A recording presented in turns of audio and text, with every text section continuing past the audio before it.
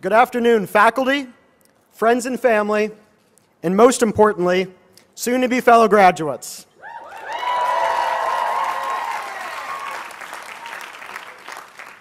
My name is Charles Wolf, and I am the president of the Columbia Law School Student Senate. So, we made it. We've gotten through 3 years of surviving everything that the faculty could throw at us. Sure, it wasn't always easy. We almost melted in JG, thanks to the heating. We ate our weight in bad pizza. And, most importantly, we resisted the urge to use the page break feature on Softtest.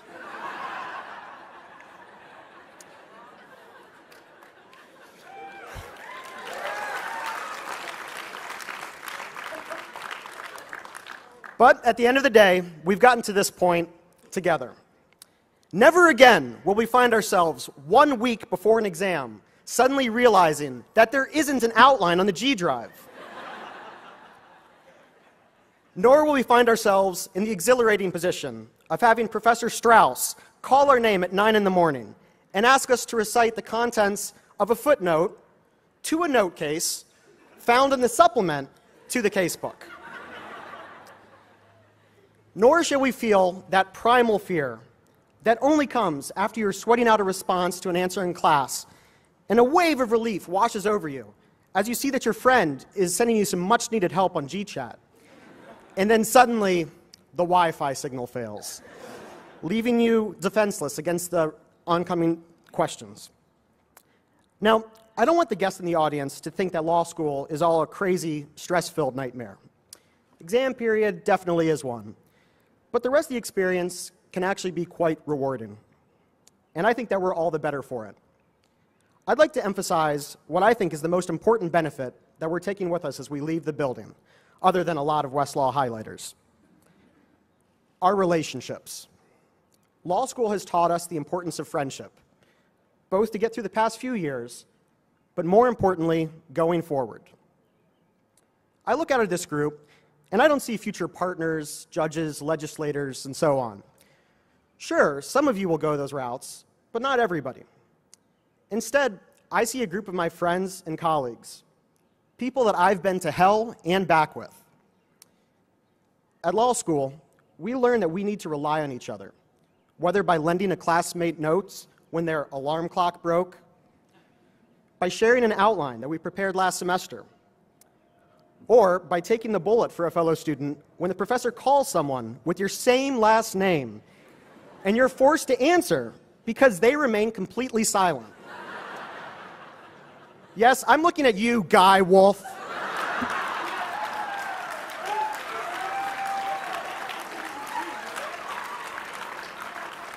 You still owe me for that one.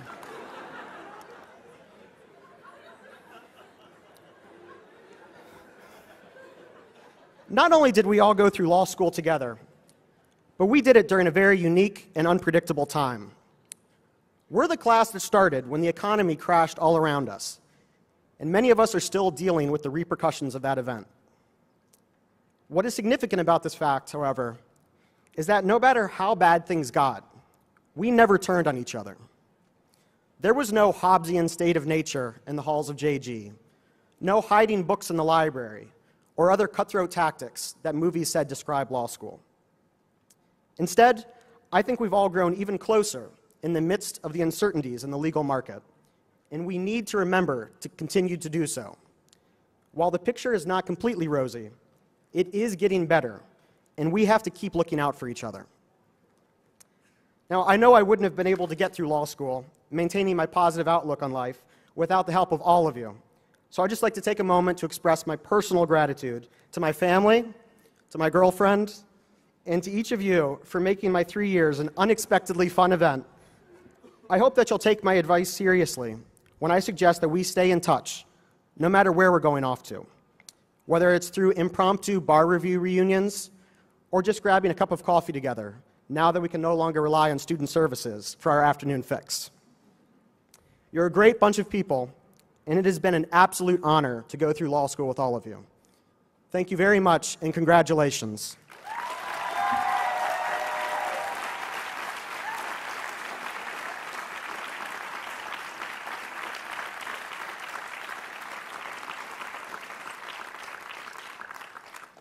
I'm now delighted to introduce Ben Schiffman, who will speak for the JD class, having been elected by popular vote of that class.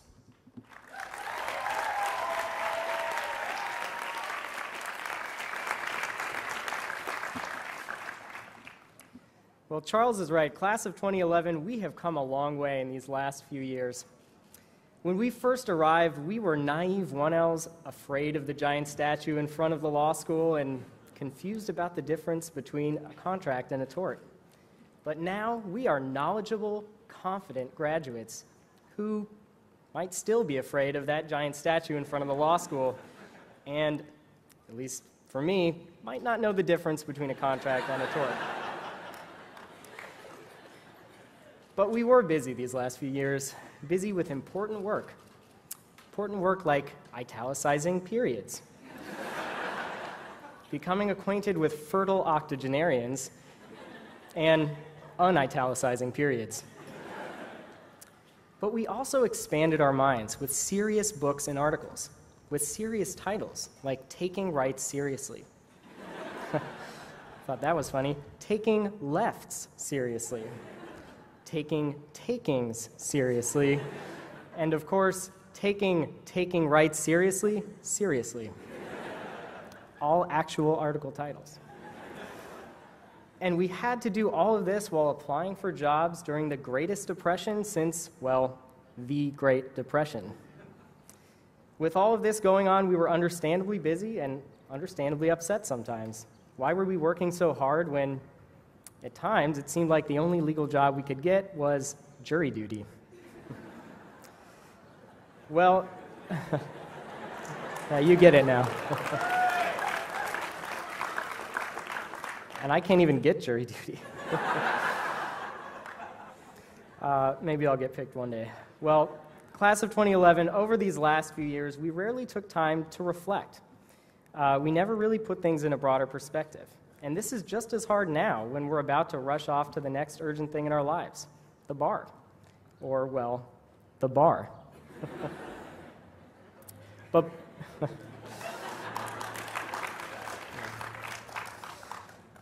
before we do go wherever we are going, let's take a moment to put our time here at Columbia, recession and all, in a bit of a broader perspective.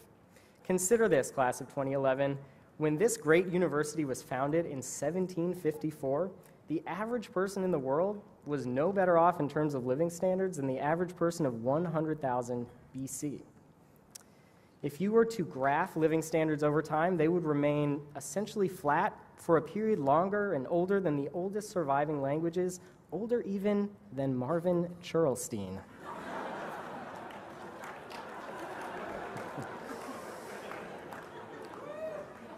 The Industrial Revolution, a mere 200 years ago, changed all of this. Then suddenly, shockingly, income and living standards shot up, doubling, tripling, exponentially increasing decade after decade.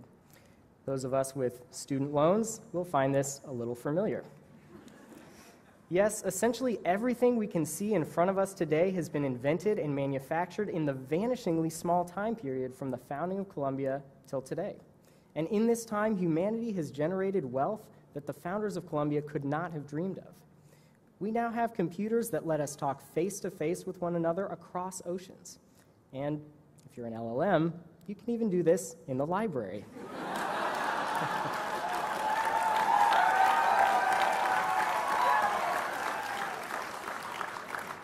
Yes, computers are now even doing document review, which, if you ask me, essentially guarantees they will soon begin to plot to annihilate the human race.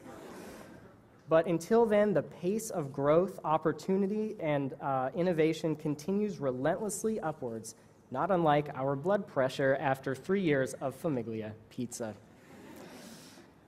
So what does this mean for us, class of 2011? It means that, yes, we went to school during the largest economic downturn in the last 100 years. But we also went to school during one of the best times to be alive in the last 100,000 years. So though we face challenges, we are also incredibly fortunate.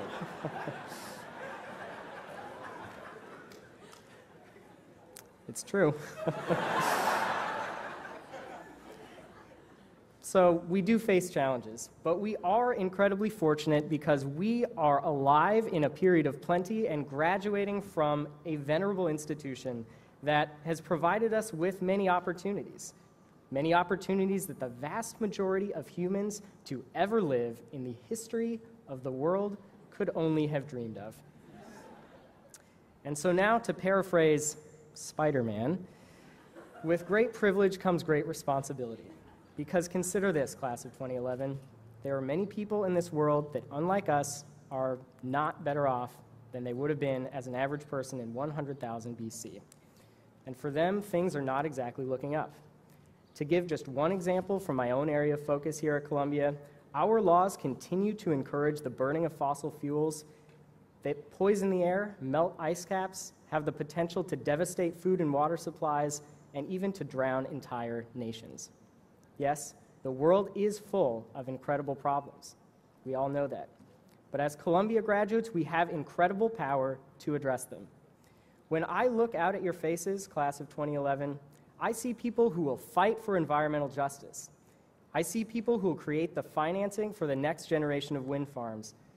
I see people who will simplify the tax code and people who will advance human rights at home and abroad. And I see people who will maybe, just maybe, be able to finally fix the heat in JG or take down that crazy statue in front of it. So with that, thank you. I congratulate you, class of 2011.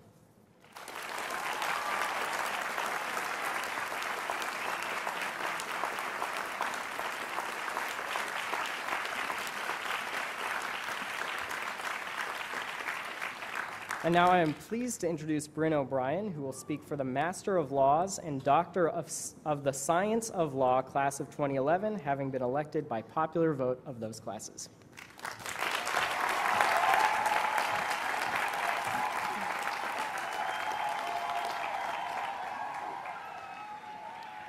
Quiet down up the back, please. Good afternoon, class of 2011, partners, families, friends, faculty, and distinguished guests. What an outrageous honor it is to speak to you today. LLM class, I know that many of you will be toasting your successes tonight with a glass of champagne. So, with this in mind, I would like to offer you a few observations about bubbles. Bubbles float. They rise to the surface, and their contents are protected from the outside world by a delicate, iridescent film. Classmates, look around you. These beautiful lawns, these buildings inscribed with the names of great thinkers. These things exist in the rarefied atmosphere of a bubble. I do not intend to talk very much today about what goes on inside the bubble. We will all take away our own memories. But as Ben said before me, it is a very privileged bubble indeed. Consider for a moment these facts about the area in which the Columbia University bubble is physically suspended. 35% of residents in this postcode live below the federal poverty line, which for this year is about $22,000 for a family of 4, less than half of our yearly tuition. Consider that fact alongside this one. Only 1/5 of adults in this postcode have a tertiary education, and that includes Columbia students. But having been welcomed into the Ivy League bubble, we LLMs have learnt a few things about the land of the free, from trying to Americanize our personal statements and CVs, which involves declaring that you are the cleverest, most creative, adversity overcoming, poverty conquering, Olympic gold medaling, catwalk modeling, animal resuscitating, endurance unicycle riding, but still capitalist and probably corporate lawyer there ever was. And of course, the most modest. The Ivy League bubble, naturally, is encased in the larger bubble of America. Oh, bubble of contradictions. Where you can order bacon covered in chocolate, and both the bacon and the chocolate are organic. Where Donald Trump is a serious presidential contender until President Obama roasts him at a press gallery dinner. Where stripping teachers of benefits seems like a politically attractive idea, but increasing taxes on those who earn over $200,000 per year does not. Where human rights are an export commodity, but they often languish, unacknowledged at home. Where the financial crisis brought the world economic system to its knees, but not one of those responsible has yet been brought to justice. But the colours of Central Park in October, the blossoms along the College Walk in spring, light reflected off the perfectly angled spire of the Chrysler Building, the diversity of your ideas and beliefs, your energy in defence of the right to free speech. All of these things will still take your breath away. In short,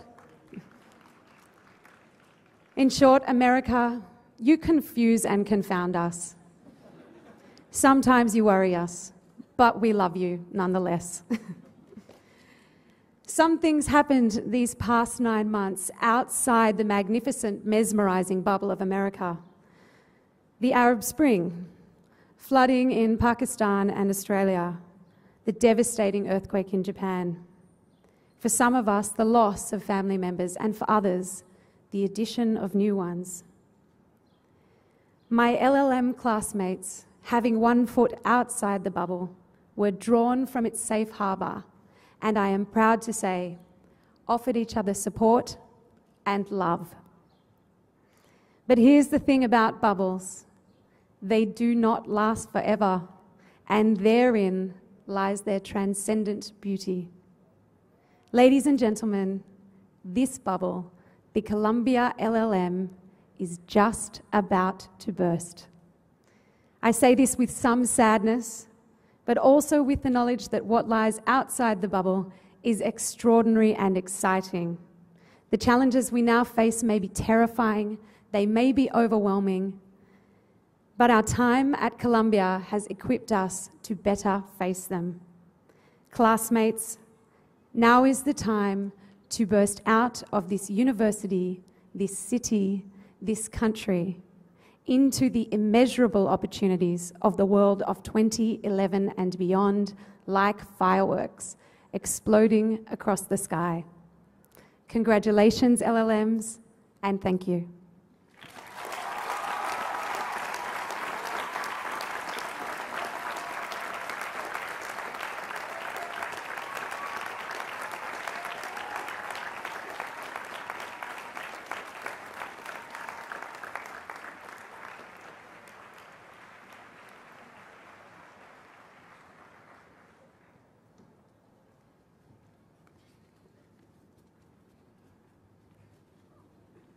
Thank you. Yes, ma'am.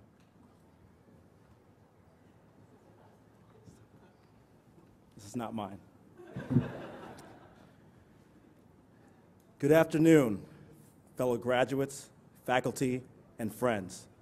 My name is Khalil Williams, and I'm delighted to present the Willis L.M. Reese Prize for Excellence in Teaching to Professor Trevor Morrison on behalf of the class of 2011.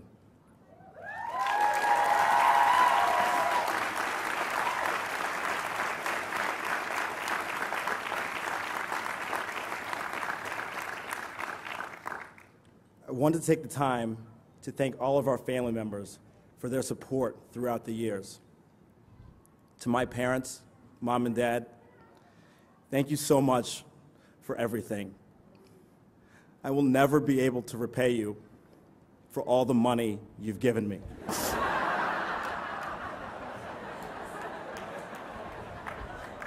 Sorry.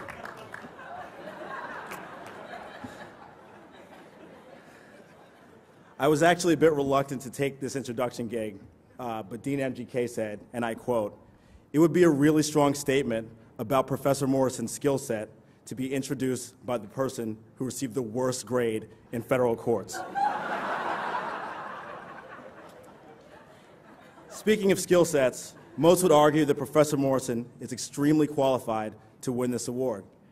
He's a prominent faculty member, he has sterling academic credentials, and he won the voting pretty handily. But as recent history has shown, that's not sufficient to declare someone the rightful victor of an election. So I decided to do a little bit of digging, and I found his long-form birth certificate.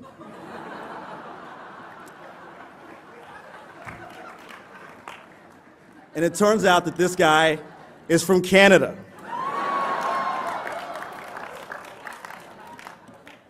Now, I thought America was back. Didn't we just get Osama bin Laden? A Canadian man has come into our house and mastered our rules better than anyone. And this wasn't politeness in the law. This was constitutional law and federal courts. These are the big ones. You people should be ashamed of yourselves.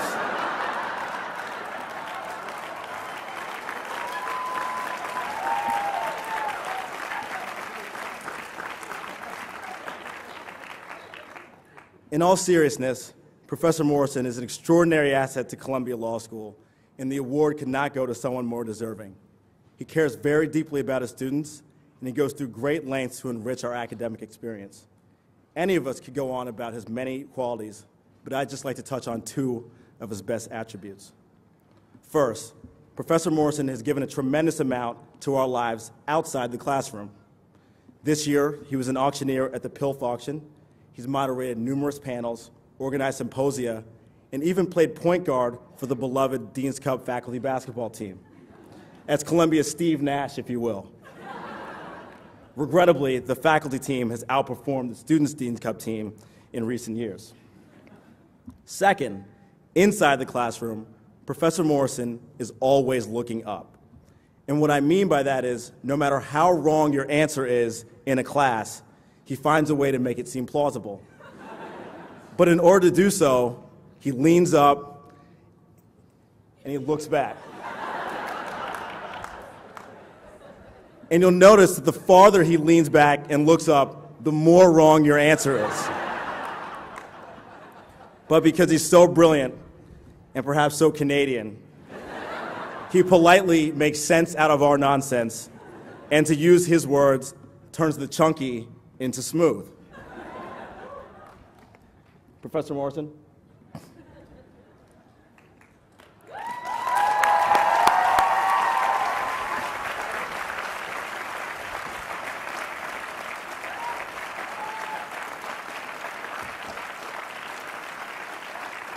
The fact that you teach a class with such difficult subject matter and still won this award is a testament to your intelligence, your compassion, and your good humor.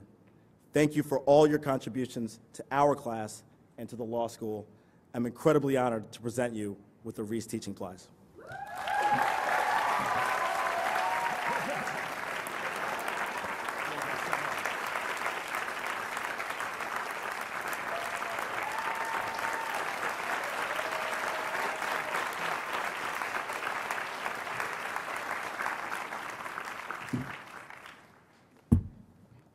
Well, thank you, Khalil, for most of that.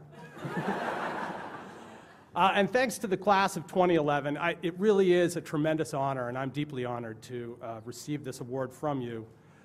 I can tell you that it seems to me only a short while ago that I was sitting out where you all are as part of the Columbia class of 1998, and I really loved my time here as a student. And so I'm especially pleased today to be able to welcome all of you into the Columbia alumni family. I'm tempted to use the short time I have here to try out some new federal courts jokes. I think, nothing's better on a rainy day than supplemental jurisdiction humor, but I'll restrain myself. Instead, I want to talk a little bit more seriously about two things. what I think it means to study law here at Columbia, and what I think it means to be a Columbia Law graduate. First, what does it mean to study law at Columbia?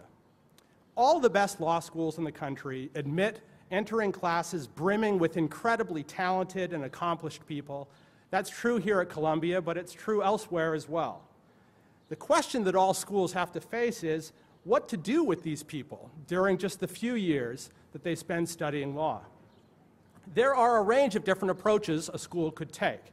So consider a couple of oversimplified possibilities, entirely hypothetical, I assure you.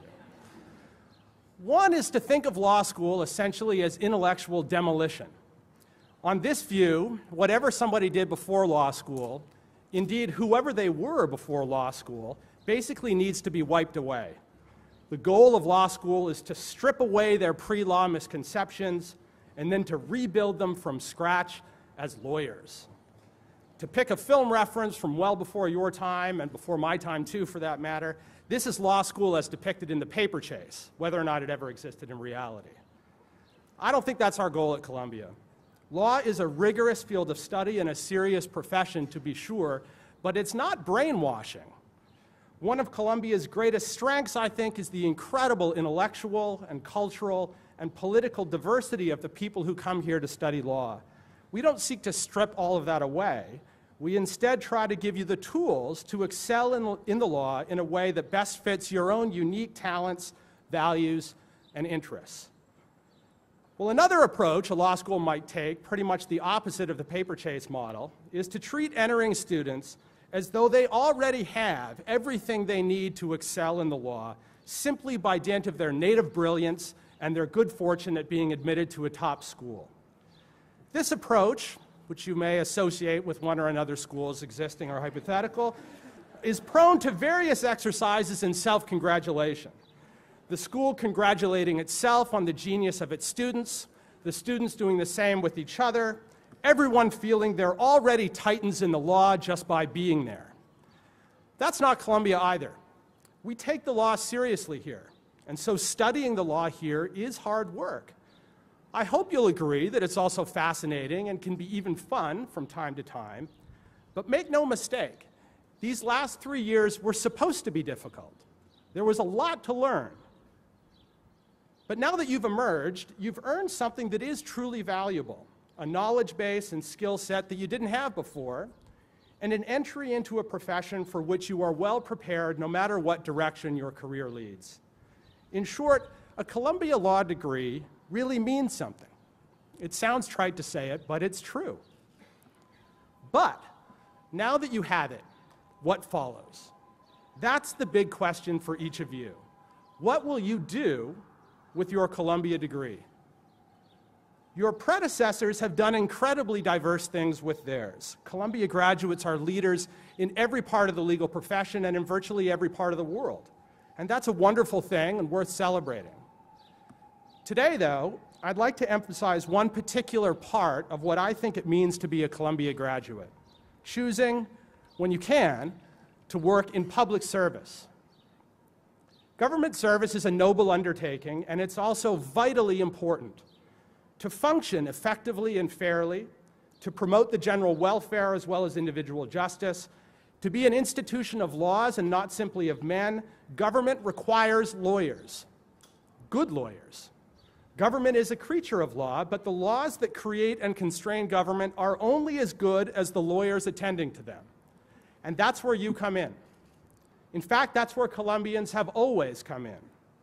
There is a rich tradition of Columbia Law School graduates working at all levels of government.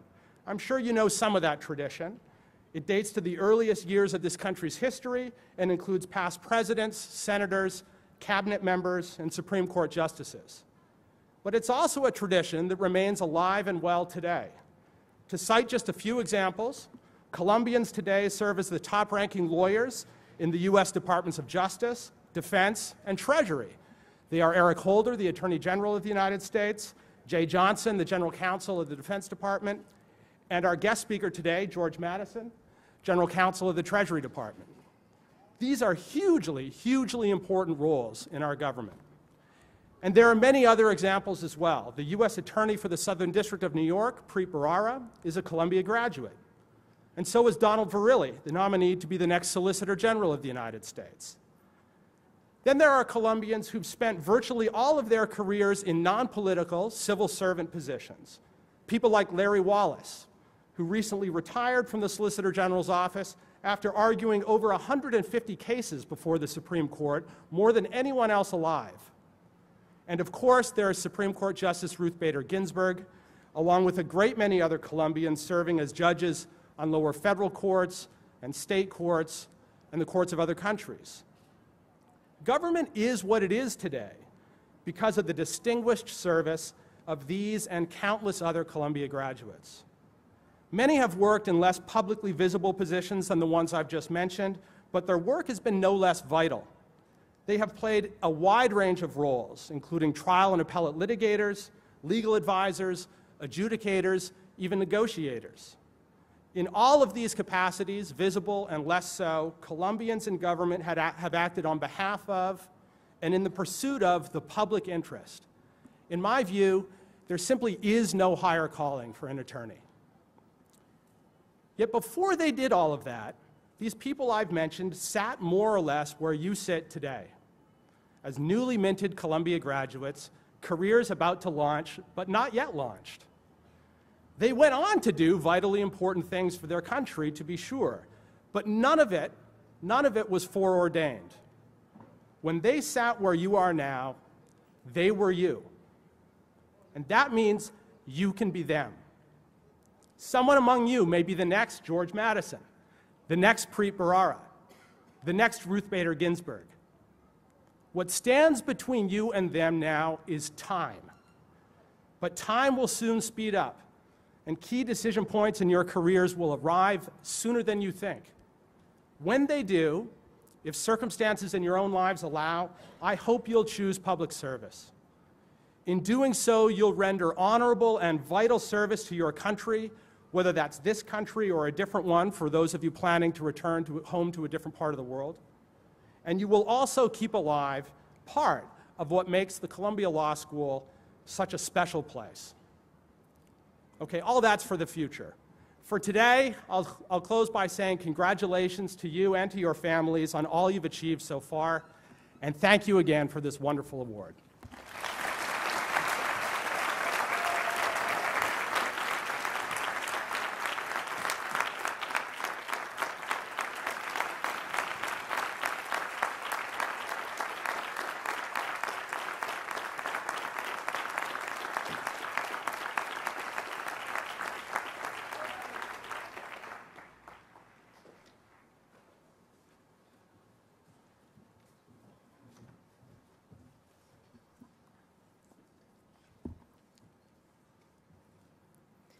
Good afternoon.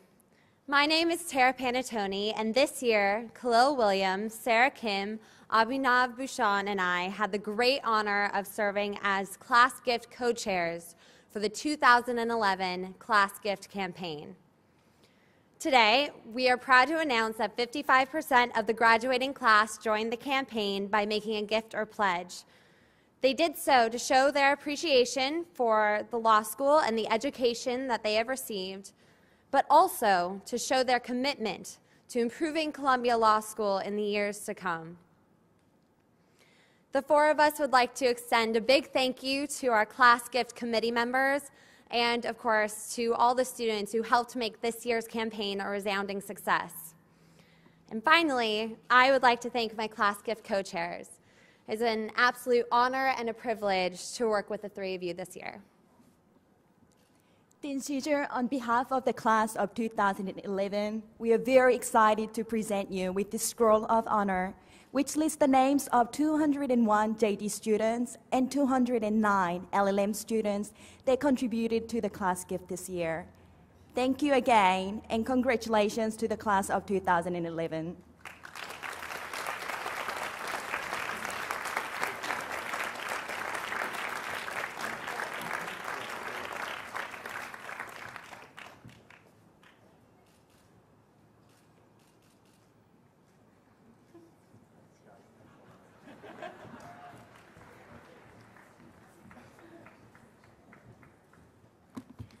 Thank you, everyone, very much.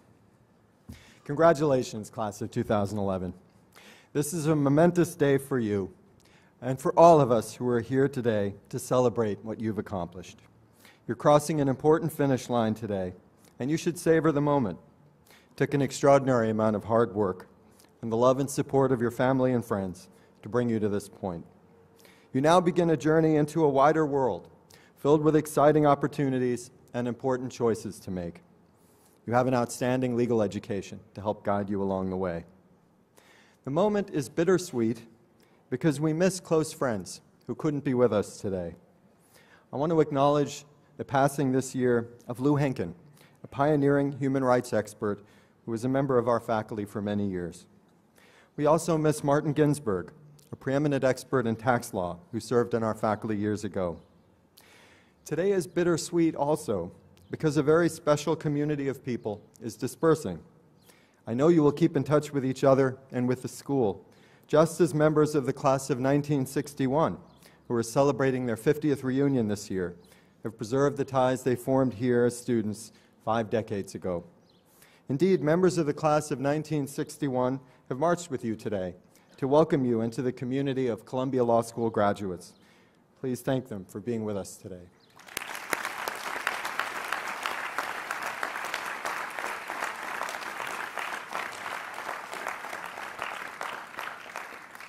I will always feel a close connection with the class of 2011 because of the momentous experiences that we've had together.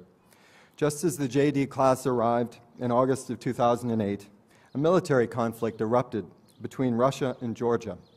The conflict was of particular interest here because the president of Georgia, Mikhail Saakashvili, is an LLM graduate from the class of 1994. Fortunately, the conflict did not last more than a few days. But then on September 15th, 2008, less than 2 weeks after you'd finished legal methods, Lehman Brothers entered bankruptcy. For the rest of that semester, as you were trying to master the details of contributory negligence, the Erie Doctrine, and promissory estoppel, the world kept intruding with the collapse of storied financial institutions, terrorist attacks in Mumbai, Ponzi schemes, and more. Crude oil prices were $140 a barrel when you arrived, and they fell to below $30 a barrel within a few months. Now, of course, the price is back up at about $100. When you joined us at Columbia, Republicans were in the White House and Democrats controlled the House of Representatives. Since then, they've switched places. Meanwhile, we've seen legislative battles in Washington, a massive oil spill in the Gulf of Mexico, a failed terrorist attack in Times Square, bailouts for Ireland, Greece, our banks, and the auto industry. And of course, the New York Mets have gone from bad to worse. During the current academic year, while the LLM class of 2011 has been with us, there have been record snowstorms in New York, a tragic earthquake and a devastating tsunami in Japan, revolutions and civil wars in the Middle East, rampant inflation in China, tornadoes in the South and the Midwest, a royal wedding in the UK, death of Osama bin Laden, and of course, rain today. It's been quite a ride. So I wish you all good luck and congratulations. No, I'm just kidding. I'm not really done. I do have a point with all this.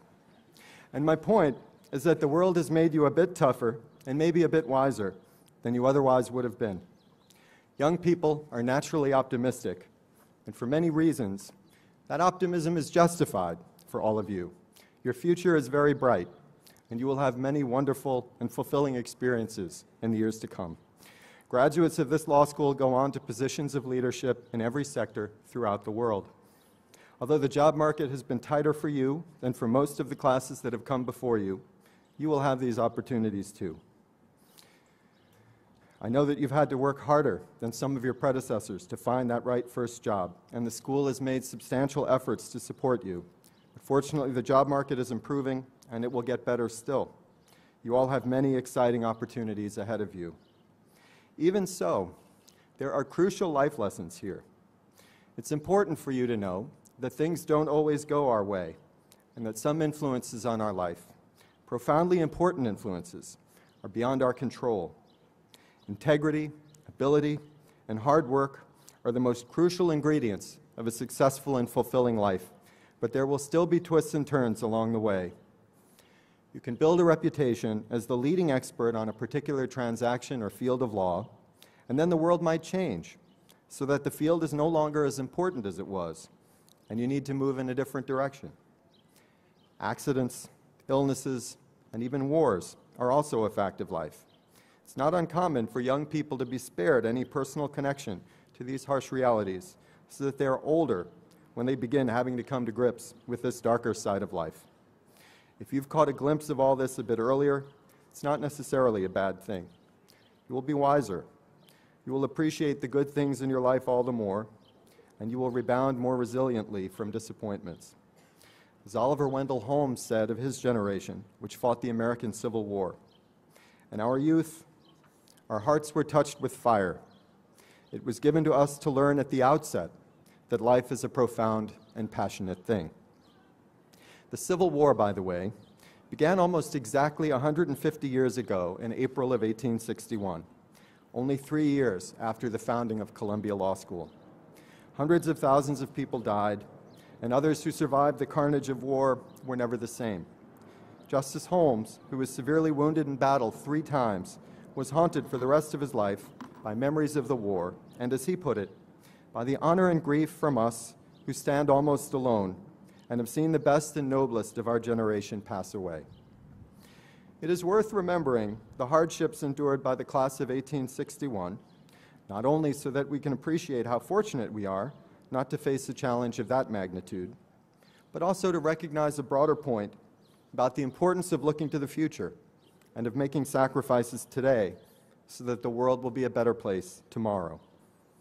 After all, the sacrifices made by the Civil War generation were profoundly important to future generations. The war served to end the monumental injustice of slavery in the United States. It began our national journey toward racial justice, a path we are still navigating today. The Civil War also saved the American Union and brought a period of stability and prosperity to the United States. This nation thrived and became a global power in a way that might well not have happened if we'd been divided. Instead, the United States evolved to the point where in the 20th century, the nation could intervene decisively in global affairs in 2 world wars and then in the Cold War. Making sacrifices today to benefit future generations is very much on my mind, also because my 9-year-old daughter is doing a project at school about immigration. The immigrant experience is familiar to me because 2 of my grandparents were immigrants. But my daughter doesn't have the same personal connection since that generation passed away before she was born. I told her that this group left their homes and much of their family behind. They didn't have email or even ready access to telephones. They knew they would never again see most of their relatives and friends from the countries where they were born, and they didn't. They came here to the United States where the language and customs were unfamiliar, and most lived difficult lives. And they made these enormous sacrifices, not so much because they expected that they would live better lives. They did it for their children and for their children's children. Their focus was on future generations. Most of us in the United States are descended from people who made this sort of brave sacrifice with the hope of creating a better life for future generations. This brings me to the main point I want to emphasize. Great societies look to the future. They are willing to make sacrifices today in order to make the world better tomorrow. That spirit helped to create the freedom and prosperity that we now enjoy, and we need to keep it going. You're doing exactly what you're supposed to do. You've made sacrifices to get an education. You've invested in the future, developing professional skills that will stay with you for the rest of your life. But I worry that not enough people are doing what you are doing. I worry that the spirit of forward-looking sacrifice is waning. Too many people have bought homes that they couldn't afford. Too many are abusing credit cards as a way to buy things that they don't really need. And of course, governments at all levels, all over the world, have taken on significant levels of debt. If I walked up to a 3-year-old child who was eating a cupcake, and I took it out of her hands, and I popped it in my mouth, you would think I was a terrible person. And of course, you would be right. Well, if we do the same thing through an organized political process, the conduct is every bit as reprehensible. Living above our means at the expense of our children is wrong. We should be thinking about how to help them, not how to live off them. This is not a partisan issue. There's enough responsibility to go around, and I'm not looking to allocate it today. Also, I don't mean to suggest that there's only one way to solve these problems. A number of approaches to taxes and government spending could address these issues, and reasonable people can disagree about which are best. What is essential, though, is for us all to recognize that what's at stake is not and cannot be the comfort of current generations alone. We need to protect the interests of people who are not yet old enough to vote. Generations before us have sacrificed to give us the extraordinary opportunities that we have today, and we owe it to future generations to do the same. I say this to you because, in a sense, it is your turn now. In your time at Columbia Law School, you've developed the skills you will need to lead us through the most daunting policy minefields. You know how to analyze an argument. You understand the ways in which process can influence outcomes. You've learned how to see an issue from competing perspectives, so that even in an atmosphere of partisan deadlock, you can balance diverse interests and build a coalition. In short, you are well trained to be stewards of the future. You graduate today, and soon, much sooner than you realize, you will find yourselves in positions of significant responsibility. To me, that's inspiring, because I know how exceptionally gifted you are. It gives me great hope to know that you will help to define our collective future. We need your talent, your energy, and your commitment. I know you will continue to make us proud. Congratulations, and thank you.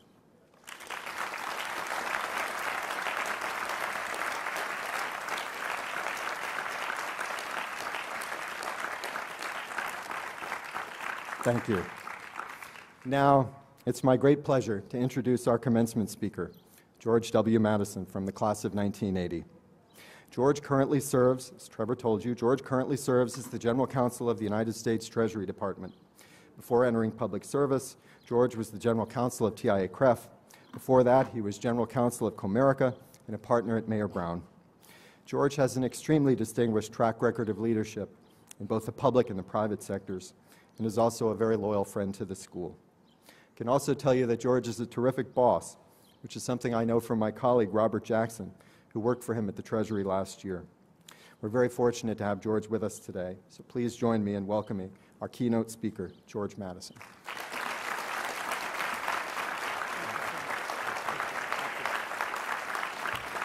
Thank you so much. Thank you, Dean Shizer, for the very kind introduction. After listening to the remarks of Professor Morrison and Dean Shizer, they've said everything that I was going to say anyway, so I feel like I should sit down because it's been done better than I could have done, but I won't. I want to congratulate the incredible men and women of the class of 2011. I am deeply honored to help you celebrate this wonderful day with your parents and friends, and the distinguished faculty and alumni, especially the members of the 50th reunion, and guests of this venerable institution. I also wish to acknowledge the presence of my fiancée, Jules Thompson, and her mom, as they say in Britain, Louise, and my daughters, Kristen and Jillian. This is a wonderful day for all of you. You've taken on difficult assignments, you've passed tough exams, you've made it through a rigorous and multidisciplinary curriculum. We call today's ceremony a commencement for a good reason. It is, it doesn't just signal the end of one endeavor, but it's also the moment at which you begin another. The next journey is just about to begin. You should be proud of yourselves, but you cannot forget that this is a moment of pride and accomplishment for your families and loved ones too. This is their journey as well. And for their patience, love, and fortitude, they should be thanked. To return today to the place where I first studied the law is a great privilege for me. I studied contracts with E. Allen Farnsworth and corporations with Bill Carey, securities regulation with Harvey Goldschmidt, and constitutional law with Ruth Bader Ginsburg, and also torts with Willis Reese. I am grateful to be part of this distinguished institution and to welcome you into Columbia Law School's alumni family. The family that you are now a part of reaches back to its roots of more than 150 years ago. It includes presidents like Franklin Delano Roosevelt and history makers like activist Bella Abzug and Attorney General Eric Holder, and unsung heroes like Paul Robeson and Judge Robert Carter. You stand on the shoulders of giants, and we expect great things of you too. Now, some graduating classes have headed into a world of relative stability, where the world was orderly and events more predictable. The best advice at those moments is don't screw it up. But as you know, this is not such a time. You are receiving your diploma at a point where the tectonic plates of the world are shifting. The path forward is uncertain, and our time demands that you reimagine, redesign, and remake our world. As FDR said, there is a mysterious cycle in human events. To some generations, much is given. Of other generations, much is expected. This generation has a rendezvous with destiny.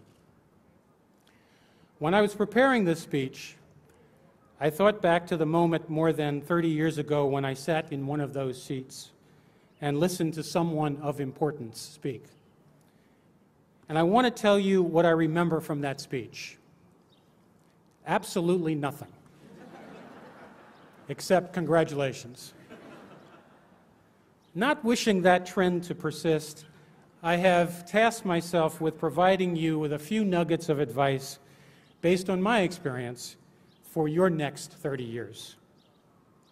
This advice can be distilled into three concepts.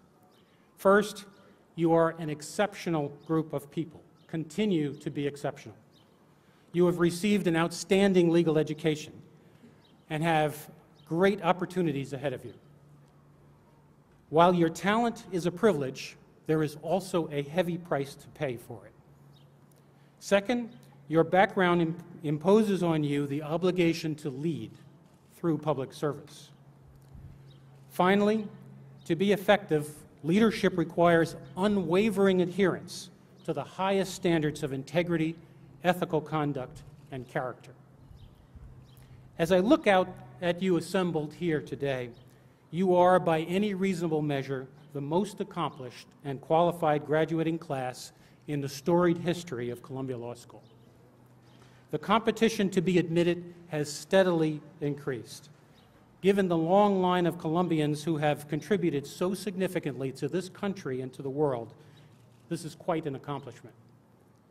But notwithstanding the arms race in law school admissions statistics, I am sure you will acknowledge your indebtedness to the faculty and administration of this school and the university as a whole for providing you with a first-class legal education and an unsurpassed credential. Columbia has a long tradition of nurturing leaders. These include Presidents Theodore and Franklin Roosevelt, Supreme Court Justices from John Jay to Ruth Bader Ginsburg, and many others. There are also many law school alumni with whom I serve in the current administration, including Attorney General Eric Holder. In addition, your faculty members have made significant personal contributions, including Robert Jackson, Trevor Morrison, and Sarah Cleveland. In the years ahead, it will be your turn to lead. We live in a complex and dangerous world. Your leadership is critical. My own career has largely been in law, financial services, and government, but unexpected events are constants across all eras and industries. My time at Columbia was in the late 70s, depicted somewhat fictionally in the show The Bronx is Burning, was a time when the city was touched by violence and its own financial crisis. But also think of the Great Depression and the New Deal and the greed is good era of the 1980s, or the Great Recession of the last few years. No matter in what era you live, distinct skills are needed to confront the challenges of the day. For instance, the world is already very different than it was 3 years ago. When the JD candidates applied to school in the fall of 2007, the housing market had gone through unprecedented boom. Credit was easy and cheap. The Dow was soaring. Only a few prescient observers were talking about looming signs of trouble in the subprime mortgage and foreclosures. Just a few months later, in September 2008, when most of you had just enrolled, Lehman Brothers collapsed. The financial markets panicked. And for the first time since the Great Depression, the United States risked a complete collapse of our financial system. Americans questioned the safety of their money in the nation's banks. We were truly at the brink of an abyss. Extraordinary actions by the government under 2 administrations averted total disaster. The government had to intervene to save the global financial system. The leaders who stepped up did so unselfishly to help prevent economic catastrophe. They came together regardless of party, ideology, or background, and worked together to face the crisis and stabilize the financial system. Among others, Secretary Paulson, Chairman Bernanke, and now Secretary Geithner worked tirelessly in a time of need for the good of the country. We take for granted now that it occurred, but it had no precedent. We have recovered from the worst of the crisis, but the lessons are haunting and the cost was painful. During the crisis, leaders acted amidst panic and chaos. As many before them, they worked in the fog of war and had to make wrenching decisions under extraordinary pressure. They did not have perfect information.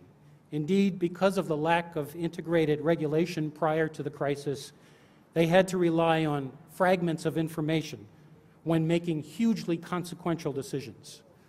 They also operated in the thin air of a flawed regulatory structure and were without a roadmap or any preset contingency plans. Bold, urgent, remedial actions were required. Not all of the decisions were perfect, and it is easy to nitpick them in retrospect, but on the whole, they succeeded. They quelled the panic, restored stability, and prevented disaster. These events, the crisis and the recovery, form the bookends of your time at Columbia. What lessons can we draw from this epic? Here is the first of my 3-legged stool of advice to you. Your exceptionalism is a blessing, but also a burden. As I said at the outset, you are an extremely talented graduating class, and you will have many remarkable opportunities during your careers. You are entering a prestigious but also hard-working profession. It can be hard to compartmentalize. Your work will sometimes compete with family and personal interests. New technologies have changed the pace of the delivery of legal services. It can be exhausting. With BlackBerries, cell phones, clients often demand rapid responses no matter the time of day or night. Each of you will have to navigate your own path in this regard, but I offer a few words of wisdom. Do not rest on your laurels. Have a plan for your career and for your life. Be focused and disciplined. Decide what you are passionate about and develop the relevant skills and expertise. Ultimately, as an attorney, you are worth what you know. Learn it well, and do not leave one employee until you have mastered the content and qualitative skills necessary to succeed. However, I also caution you not to be unimaginative. Don't fall into the false comfort of just doing one thing. The world is ever-changing. Antitrust professors use buggy whips as an example of an industry that has become obsolete. Other industries will follow. Don't be content to be an expert in just one thing. Stay curious, take risks, keep learning. In addition to professional learning, get involved in the larger professional community. Be active in your bar association. Volunteer for a nonprofit.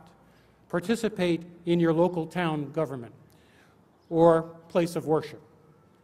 I talk to many young professionals who say, I don't have time to help others. Make time. Busy as you may be, there is almost no job where you can't be somewhere one evening a week or Saturday morning. The potential rewards are abundant. Not only will you make a contribution and feel more fulfilled, but you will also broaden your professional networks and acquire new perspectives. Live a purposeful life, rich in experiences and people. The second leg of my stool is the importance of leadership and public service. Leadership in times of crisis calls on character and courage. The character to confront problems honestly, and the courage to make unpopular decisions. Sometimes leadership means not succumbing to the loudest voices. We must instead have the poise and courage to make our own best judgments and act and accept responsibility for the consequences. What lesson can we draw from the events of the recent financial crisis? At a high level, that the world is unpredictable and ever-changing. We don't know what the next challenge will be. We only know there will be other unforeseen events and other times of crisis. You must be prepared for anything. Most important, the country needs your leadership and talent. Public service is not only a privilege and a great responsibility, but also it is the highest calling you will have from your country.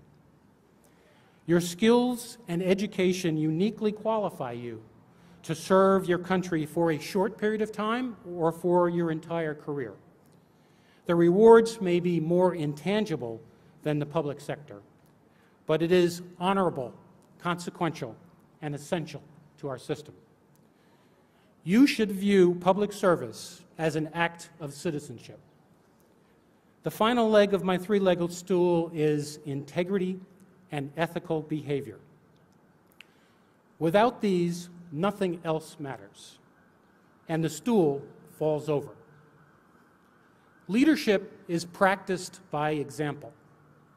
Leaders earn the right to lead by modeling highly ethical conduct. Your personal reputation and integrity are your most valuable assets. As former Senator Alan Simpson put it, if you have integrity, nothing else matters. If you don't have integrity, nothing else matters. Or as Mark Twain said more simply, always do right. This will gratify some and astound others. Do not compromise your values. No matter the financial penalty or how tempting it is in the short term, ultimately it will not be worth it. This is true professionally, but also as a person. True integrity will make you a more trustworthy friend, a better family member, and a better spouse. Over the long run, the happiest and most fulfilled people that I know are those who've been guided by doing right. They have lived in accord with their highest state of consciousness. It is easy to talk about integrity. It is a harder thing to live it. Telling the truth is easy when it's popular. It is much harder to do when the truth is inconvenient or not part of the prevailing narrative. In the legal profession, your word is your currency. You are all very talented, as I've said, and will impress people with your insight and analysis. But you must ground these in candor and trust, or else they will be meaningless. In your role as an attorney, wherever you work, you will be asked to make judgments and give advice.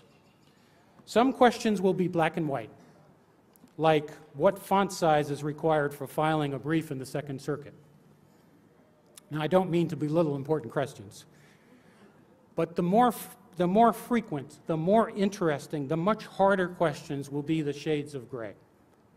No matter what you do, there will be times when you will be encouraged, expressly or otherwise, to stretch the law, to bend the rules, or to compromise your values. This can be very hard, especially as a young attorney. But have courage. You must speak what you think, say no, and even walk away if needed. You must, it may seem difficult at the time, but in the long run, there is no substitute for a reputation of honesty and integrity, especially in the face of the pressure to bend. In the end, your epitaph should be, "She was tough but fair," or "His word was his bond." You have accomplished a great deal already in your lives to be here today graduating from Columbia Law School. But this is just the beginning of your journey. And keep in mind, what you do, the way you conduct yourself, the decisions you make, they won't just be for yourself or for the ones you love. These choices will steer the direction of your country. The arc of history is yours to shape. So let me make a prediction. 30 years from now, you will not remember me. Not to worry, this is not about me. But do remember my three-legged stool of advice. First, be exceptional in every sense of the word. It is a burden, but also a privilege. Second, you have an opportunity to lead, and the world needs you to put those skills to their highest use. Finally, in doing so, always, always act with integrity. This is the most important thing you have, and only you are responsible for it. In the end, we are judged by the degree to which we live and embody our principles and ideals on a daily basis in dealing with each other and with the world. As President Obama said, quote, "All it takes is one act of service, one blow against injustice, to send forth what Robert Kennedy called the tiny ripple of hope. That's what changes the world," unquote. Thanks so much to the Columbia Law School class of 2011. I am profoundly honored to be part of your ceremony today, and congratulations on your graduation.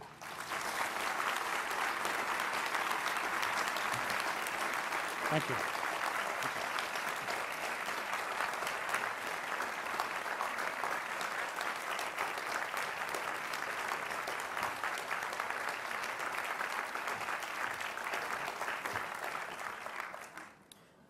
Presenting the Juris Doctor class of 2011 will be Michelle Greenberg-Coburn, JD class of 1999 and Dean of Students, and Konye Owerabon, JD class of 1993 and Dean of Admissions, and Alice Regas, Dean of Registration and Financial Services.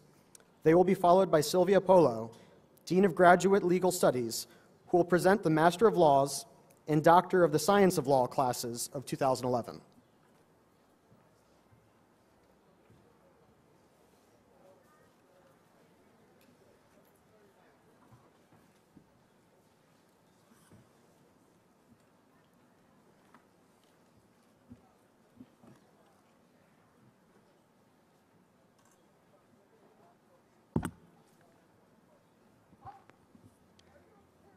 Now it is my honor and distinct privilege to present to you the brilliant, talented, and wonderfully accomplished class of 2011.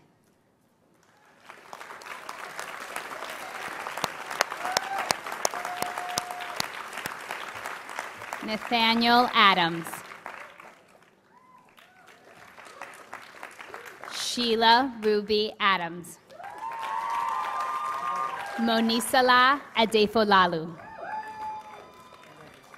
Ella Rachel Aiken.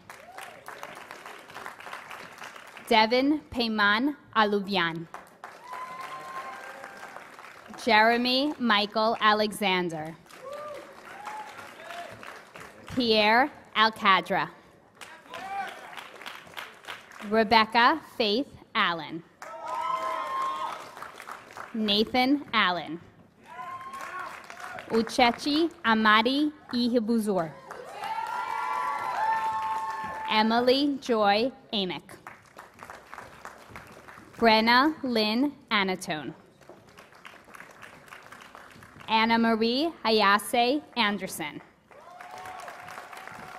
Michael Anderson. Livia Angelillo. Peter Max Aronoff. Lauren Woolley Asher. Joshua David Asher. Kenneth John Owlett. Michael Avigdor Ozabel. Atinuke Awoyami. Christopher Backus. Joseph Badke Burko. Ronald Balfour. Adam Herschel Balin. Roshni Banker. Julia Bark. Edward Kyle Barnett. Elise Battalier.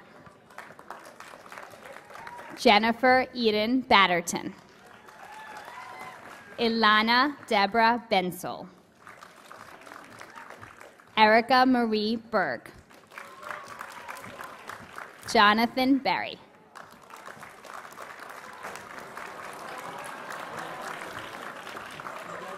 Nikhil Bhagat. Anjali Bhatt. Sean Blackburn. Anna Krista Starbaxe. Jacqueline Bonneau. Edward Alfonso Budkowski. Kevin Bourmont. Shirley Boutin. Lauren Hannah Bragan. Carol Jessica Brass. Michael Brasitis. Justine Brennan. Alexandra Helen R. Briggs. Elizabeth Lauren Broomfield. Samuel Payne Bryant. Jordan Brick. C.B. Buente. Van Ann Bowie. Jerlian Cheryl Bunyan. Brian Kim Butler. Jeffrey Cajigas. Frank Charles Calvosa. Andrew Case. Julianne Chang. Aisha Chatterjee. Rex Chatterjee. Aditi Chatterjee.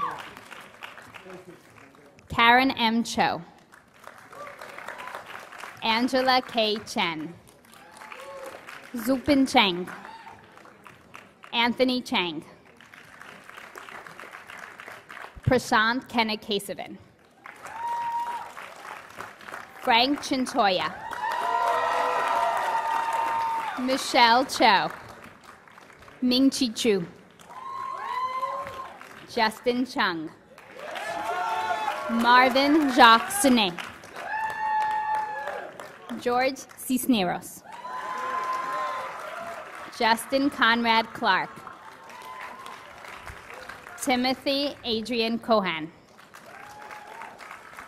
Michelle Ghaznavi Collins. James Concannon. Andrea Contreras. Matthew Cormack. Jocelyn Courtney. Patrick Keenan Cronin. Sean Jovian Crowley. Pooja Dadhanian. Peter D'Agostino. Ankur Dalal. Peter D'Angelo. Yo Antwi Dakwa.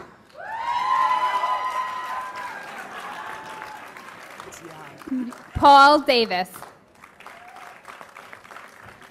Kyle Duneve. Caleb Dietz. Lucy Demaray. Claire Marie Devine.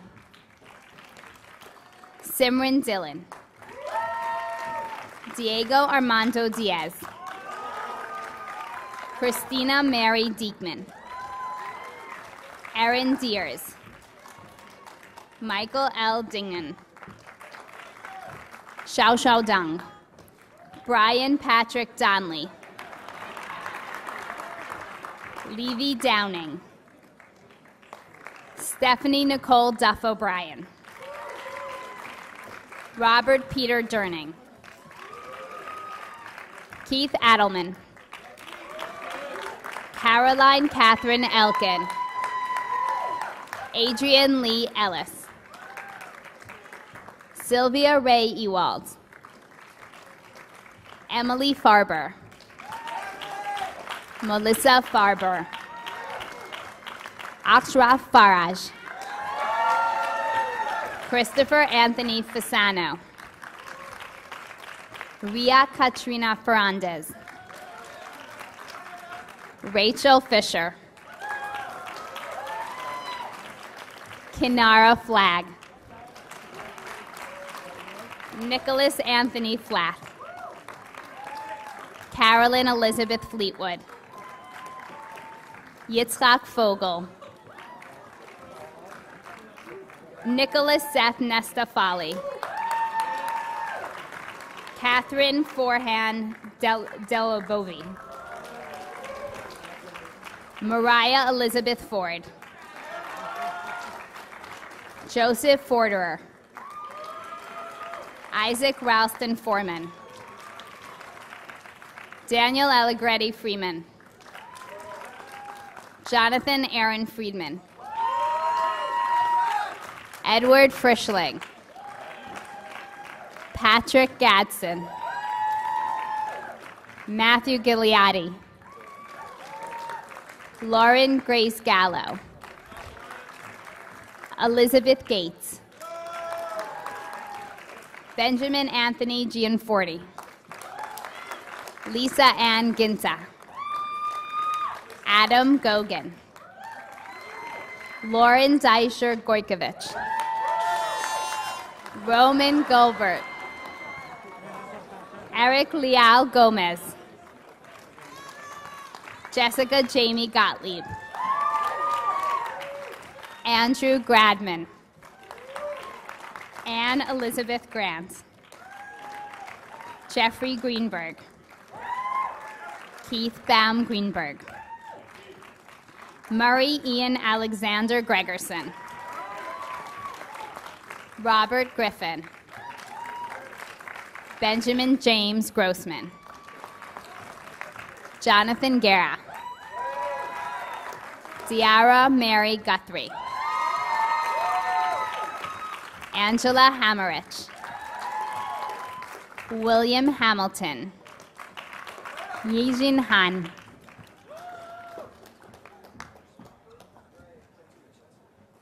Leslie Gwen Henne. Millie Kanani Hansen. Catherine Rebecca Hartman. Kyle James Hatton. Malik Havelich. Anya Havadal Ip. Keiko Christine Hayakawa. Danielle Hempel. Jessica Lynna Hempstead. Timothy Barrett Henderson. Christopher Mitchell Hendy. Laura Heslin. Max Hoyer. Farhang Haydari. Mark William Starring Hobel. Julia Rose Hoffman. Michael Holloway. Hattie Hong. Colleen Honesberg. Jillian Horton. Nicholas J. Haupt. Alexander Hu, Bin Hu, Quan Jian Huang, Laura Holes, Michelle Rose Hull, Kathleen Theresa Hunker, Matthew Huppert, Juan Carlos Ibarra, Uchenna Jennifer Ibekwe, Tiffany Miyumi Ikeda, Takashi Ikegami, Misan Oluyemi Ikomi, Mary Irazuru, Tarek Ziad Ismail, Alice Izumo, Hadas Yacobi, William Brian Jacoby, Matthew Douglas James, Rajiv Jaswa,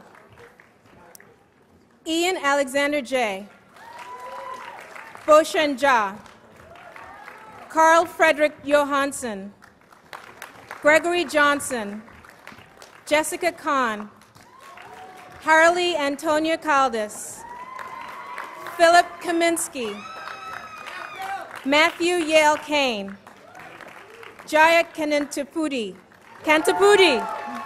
Christopoulos Kautzanis, Matthew Kapitanian, Rachel Kaplan, Michael William Kotowski, Jeffrey Katz, Alana Kaufman, Ryan Mitchell Keats, Reed Mankin Keefe, Philip Joseph Kale, Ashley Keller, Melvin John Kelly, Frances Mary Kelly, Jacqueline Kelly, Catherine Wood Kenny, Andrew Jensen Kerr, Shana Hope Kadar, Javaria Saeed Khan, Miles Killingsworth, Jane Kim, Alexandro Kim, Christina Eugene Kim, Sojung Kim, Taehwan Kim, Young Suk Kim, Alyssa King, Melissa Victoria King, William John Lloyd King, Jackson Taylor Kirkland, Adam Klein, Seth Adam Klein, Pauline Whittinghill Kleiss Penoyer, Lisa Knox, Jeffrey Knudsen, Kyle Kolb, James Kong, Jason Stephen Coslow, Susan Ashley Kramer, Matthew Franklin Kuhn, Esther Kwok, Tongsan Victoria Kwan, Anuel Lanfranco, Daniel Law, Brian Yunho Lee, Patrick Patterson Leibach, Alexander Browning Lemon, Nita Lebanon, Myrisha Shamilia Lewis, James Mufei Lee, Anne Alyssa Lieberman, Benjamin Leibowitz, Christine G. He Lim, Eric John Lindeman, Seth Adam Lindner, Caroline Ling, Jason Bradley Lissy, Sarah Littlechild Graham,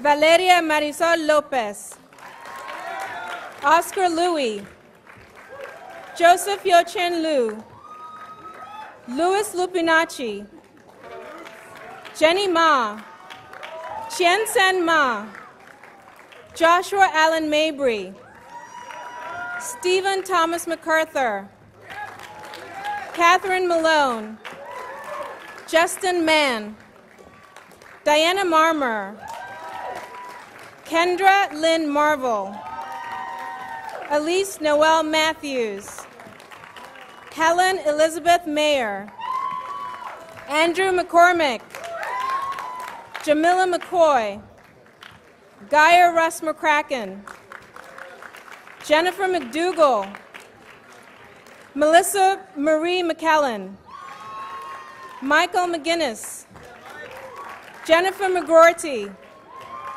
Megan McGuire, Scott McKinney, Joseph Kendall Miracle, Lindsay Michelle Marikas, Maren Jessica Messing, Erin Meyer, Madeline Marshall Miller, Natalie Antoinette Miller, Melissa Mitgang, Evan Matthew Moitoso, Thomas Mall, Roxana Mondragon, Melissa Courtney Monteleone, Marty Rachel Morgan, Gregory Morrill, Laura Morris, Graham Morrison, Nicholas John Moscow, Rebecca Jamie Mott,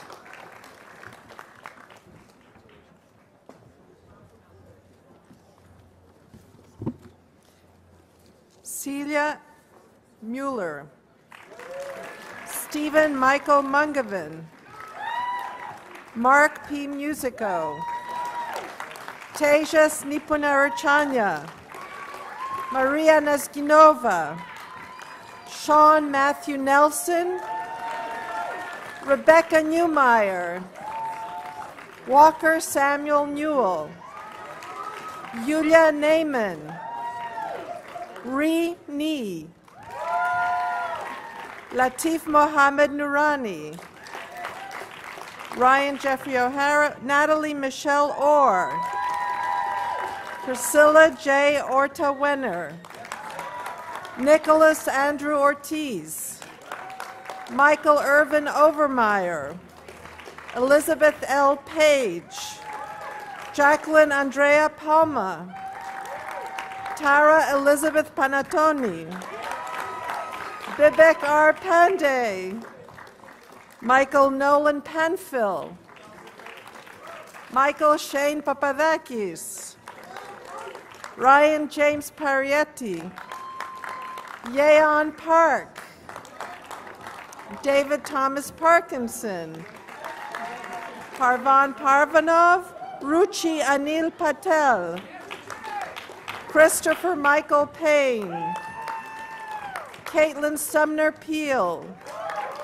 Ryan Matthew Peisner, Lisa Catherine Perfetto, Nicole Shanice Phillips, Adam Pinto, Mark Aaron Popovsky, John James Powell, Ellen Sloan Presley, William Nicholson Price II, Tahira Aisha Prince, Justin Allen Pertle, Richard Roberts Quay, Daniel Aaron Rochelle, Mai Ratakonda, Susan E. Reed, John Riadi, Jessica Lee Riggin, Young Tony Rim, Katriana Gevlin Rowe, Ileana Esther Roman, Charles Alexander Rose, Kita Aisha Rose Atkinson,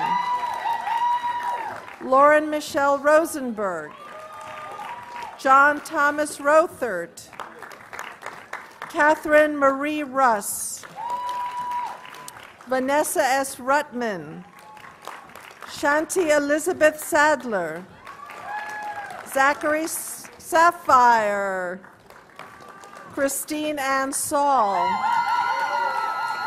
Ruben Stoloff Schiffman, Judd Schlossberg, Brittany Judith Shep, Mark Everett Schulte, Jacobus Johannes Skuta, Elisa Clifford Scott, Tanya Sagel, Anastasia Siliankina, Jennifer Yijung Sa, Michelle Jean Seo, Rushank Raj Shah, Adam Michael Shapiro, Manish Sharma, Zoe Elizabeth Shea, Diane Alicia Shearer, Aaron Judah Shepard, Andrew Lee Sherman, Yu Shi, Jan Shurin, Diana Georgia Sivakis, Jennifer Morgan Simkovich, Amin Glenn Simon, Maury B. Slevin, Nessia Seven Sloan, Gavin Kenneth Snyder, Tamilola Oluwatosin Shobowali, Lisa Sokolowski, Jared Brett Solomon, Austin McFarland Soto, Jessica Lucia Soto, Evdokia Evie Spanos, Natalie L. St. Cyr Clark, Janae Helen St. Hill, Laura Elizabeth Stafford, Rena Jacoby Stern,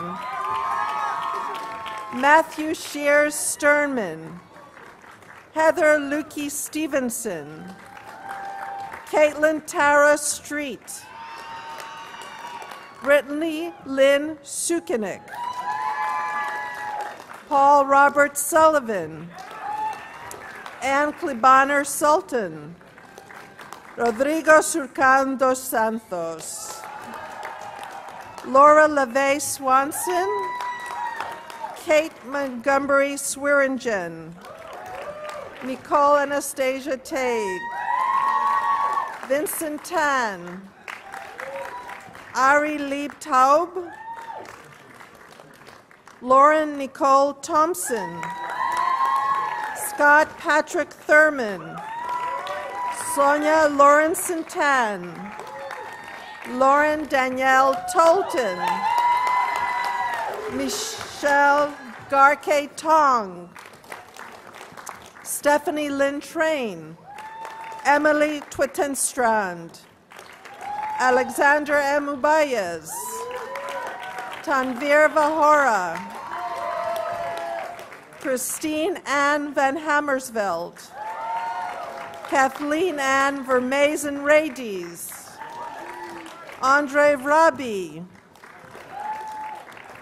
Fei Wong, Highway Wang, Ping Eric Wang, Syed Amer Wasim, Maximilian Charles Weber, Fan Wei, Zachary Lee Weintraub, Khalil Charles Williams, Jane Elizabeth Wilson, Charles Ferdinand Wolf, Guy Jacob Wolf, Rachel Sarah Wolkowitz, Jonathan Daniel Wong, Claire Helen Woods, Ricarda A. Woolery, Eldon James Wright, Jia Jane Wu,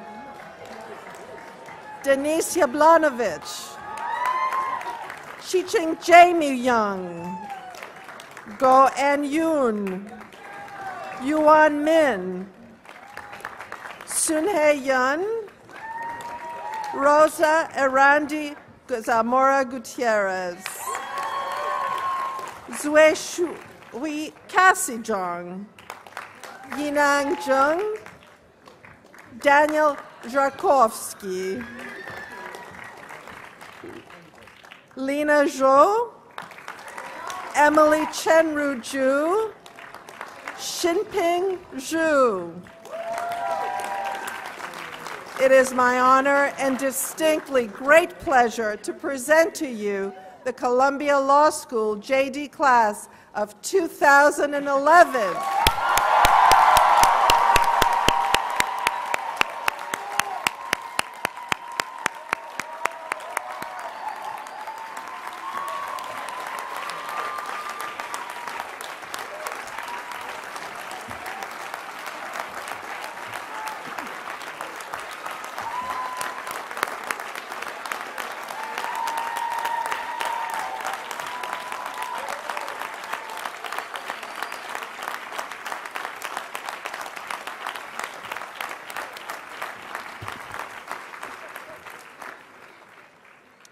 Good afternoon.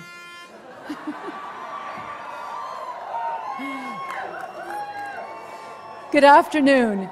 It is an honor for me to introduce the candidates for the JSD Doctor of the Science of Law degree. Itai Barsimantov,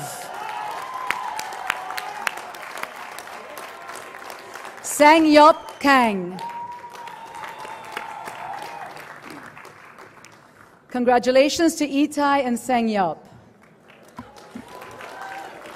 And now it is a real pleasure for me to introduce the candidates for the LLM Master of Laws degree.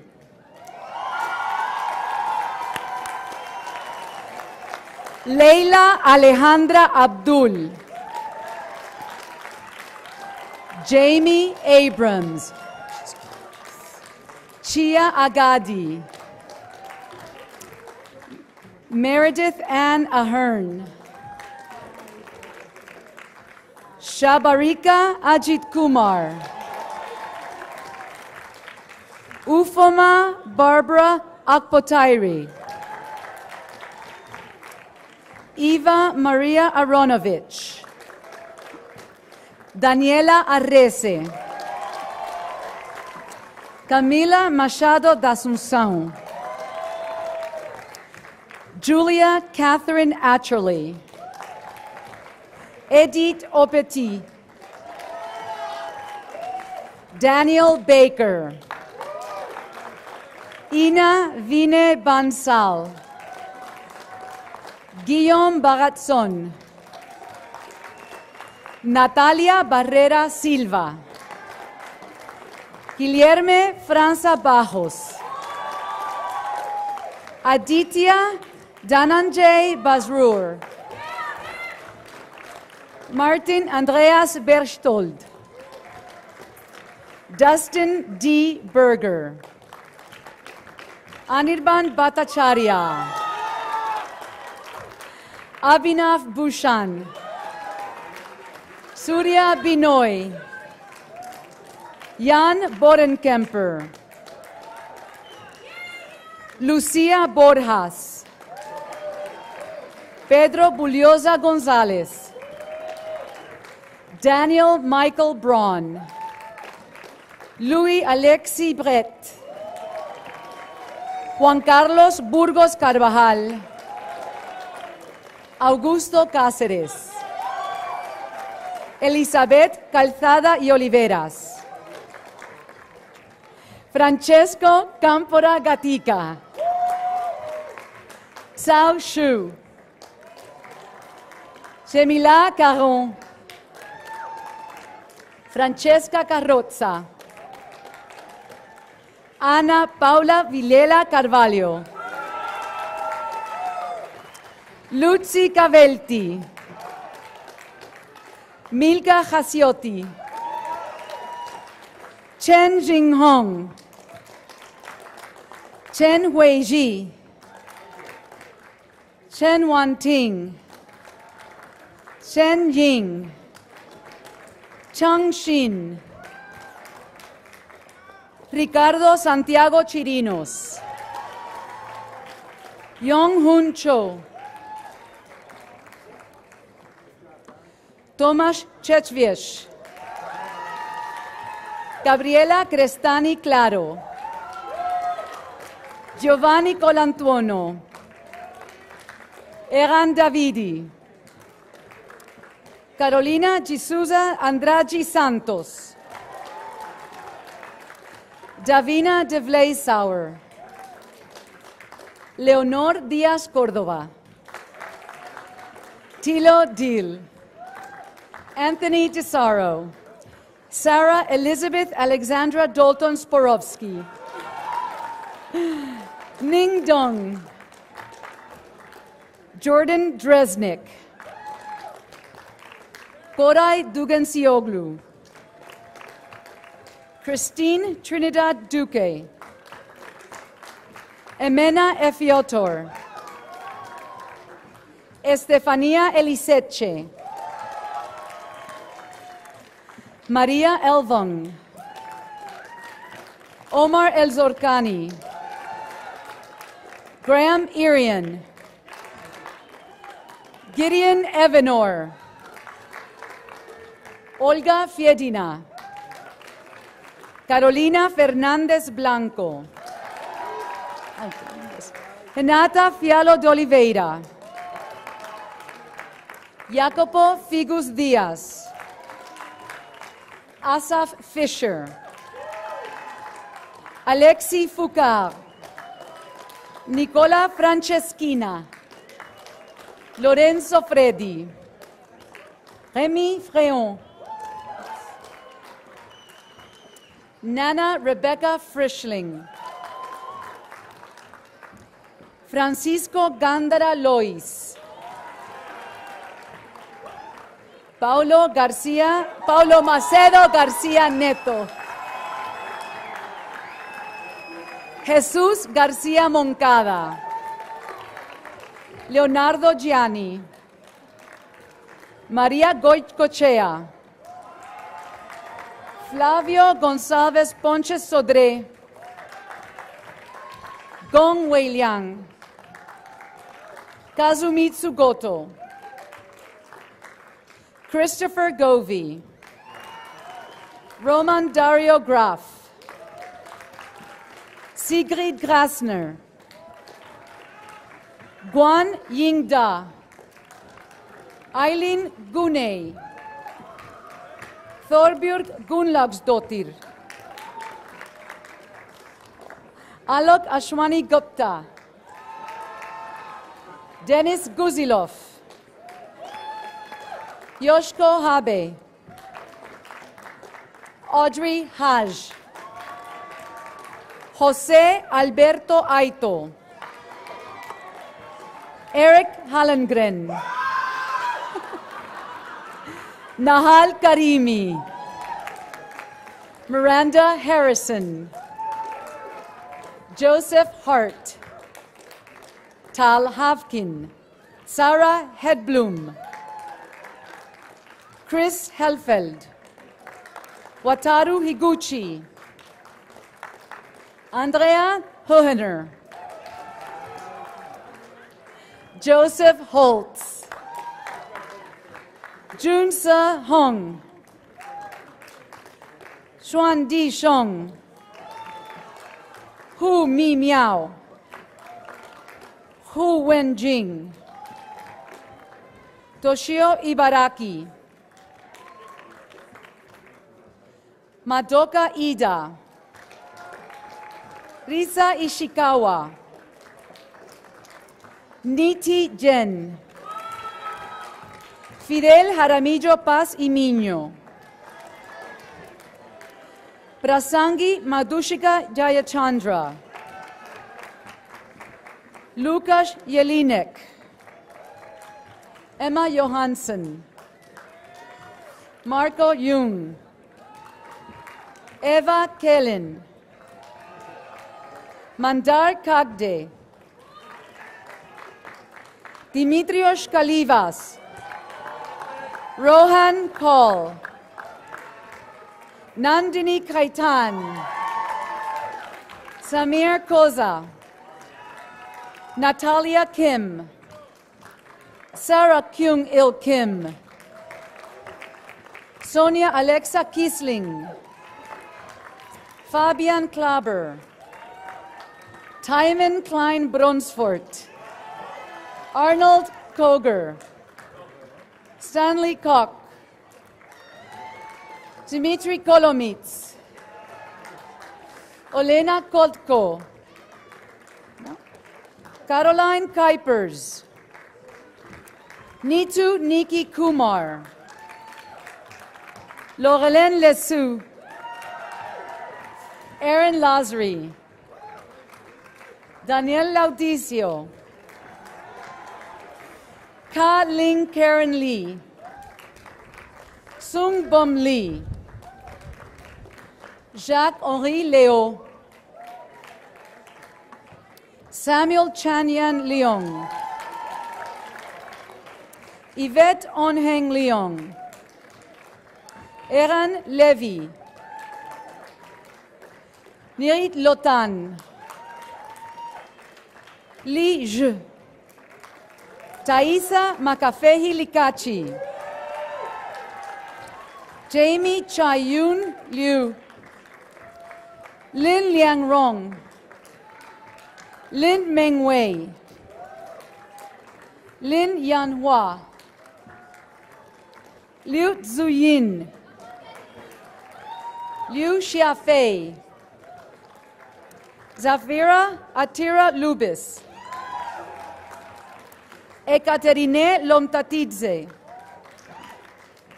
Carla Sofía Lubriel Carrión, Lu Chung, Ma Ling Jun, Rabi Malouf,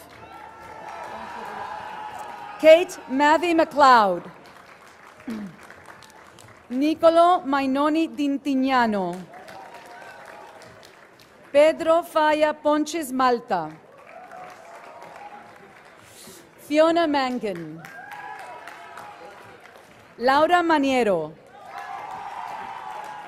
Andrea Mantovani, Ignacio Marin Garcia, Nicola Markovich, Kylie Ann Marks,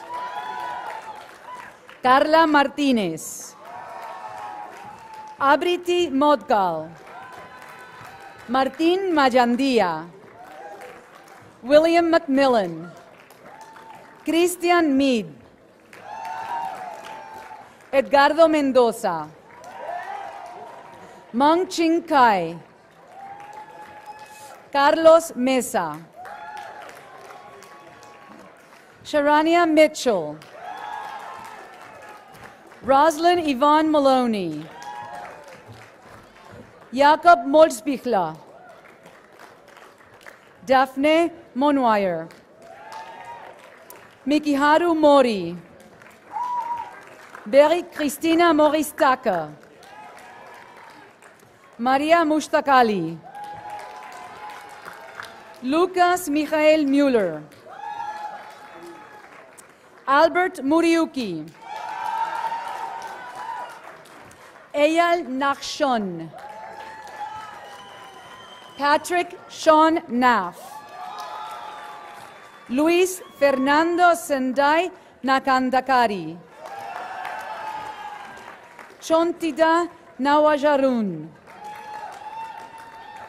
Nie Waidong, Yuval Nir, Irina Nutenko, Bryn Catherine O'Brien, Timur Genadjevich Ochkayev, Catherine O'Neill, Maki Onishi, Yuka Ono, Komkrit Onsithong, Sara Parmigiani, Nadezhda Paskar, Neta Patrick, Dmitry Pavlov, Luca Pellizzoni, Karen Pelzer, Michael David Pepson, Danusa Pereira Fernandes, Evan Perigo, Leong Shun Chian, Muraid Rademacher, Radumacher. Meghna Rajadhyaksha. Brajesh Ranjan. Heiko Richter. Maite Rivera Rodriguez. Fabrice Robert Tissot.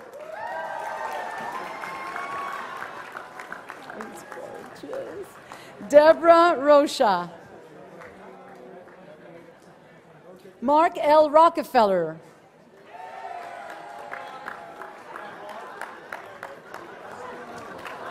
It's okay. Oh, I skipped you, Tristan. Tristan Robinson. Sorry. Deborah Rocha. Fabio Pegas.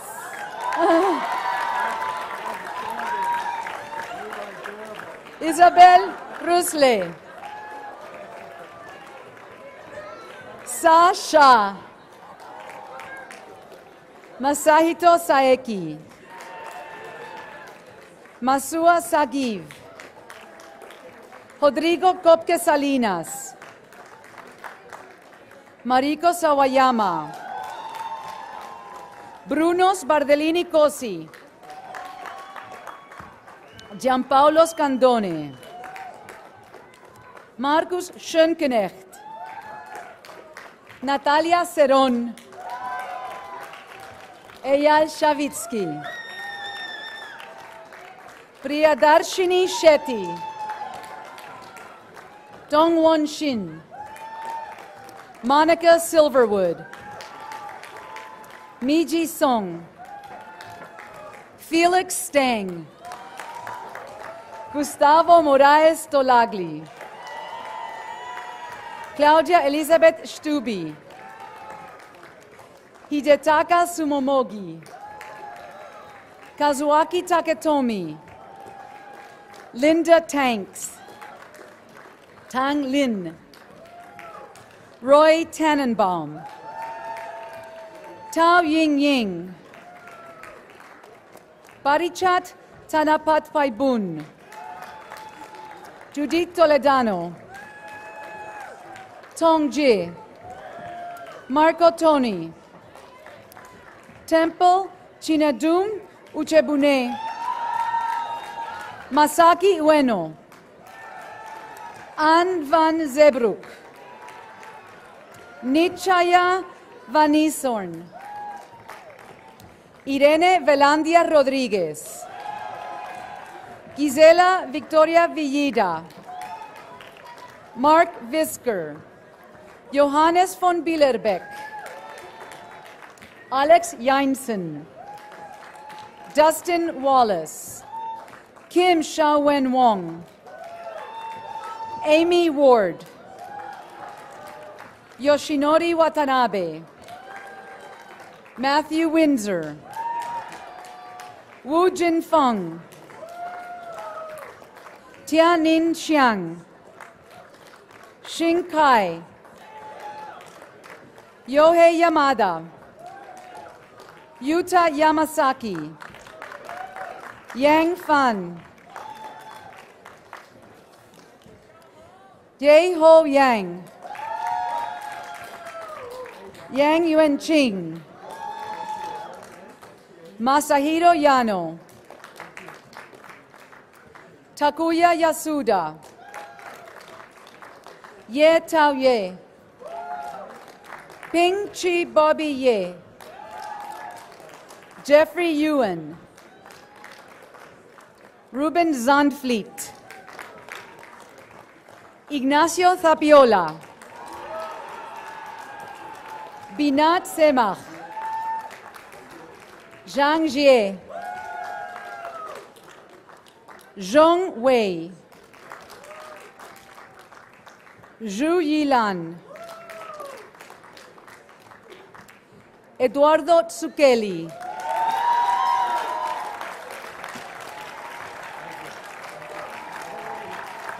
It is now my distinct pleasure and honor to present to you the Columbia Law School Class of 2011.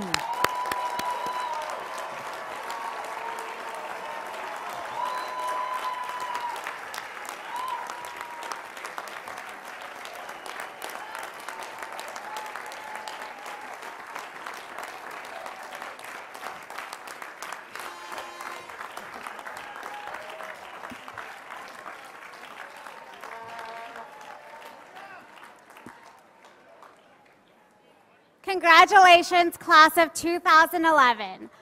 I'm Van Ann Bowie. And I'm David Parkinson, and we're your graduation committee co-chairs. On the day we arrived for orientation, we each received two things: a backpack and a coffee mug. Two practical tools Columbia hoped would get us through this journey. This heavy-duty backpack barely made it a semester, with all our casebooks, computers, and the occasional Hamdell sandwich to sneak into the library. And with the help of a little Red Bull, that coffee mug got us through some tough nights. On that very first day, it was hard to imagine that graduation would ever come. There were so many new people to meet, pages to read, and way too many slices of free pizza to eat. And as the semesters went on, our backpacks and mugs began to wear out. But of course, these tools were never meant to last us forever. During our time in law school, Columbia has furnished us with many valuable tools to take with us into the world. We are leaving here with a better sense of responsibility, the courage to do what's right and to follow our intuitions, and maybe even a better idea of what it means to think like a lawyer. So as we go out into the world, or for the time being, into the arms of our proud family and friends, may we fondly look back on our time at Columbia and forward to the promise of our future. Congratulations, class of 2011.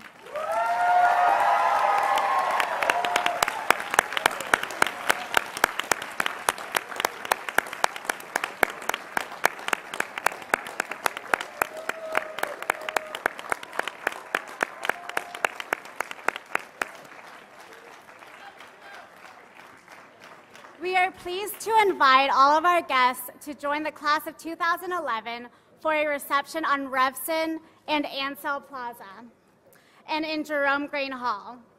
Graduates, please remain in your seats for the law school class picture, which will be taken immediately after the ceremony. After the faculty recessional and the picture, all graduates please follow the class marshals to Revson Plaza. We kindly request that our guests remain in their seats while the faculty and graduates recess. Please rise for the faculty recessional.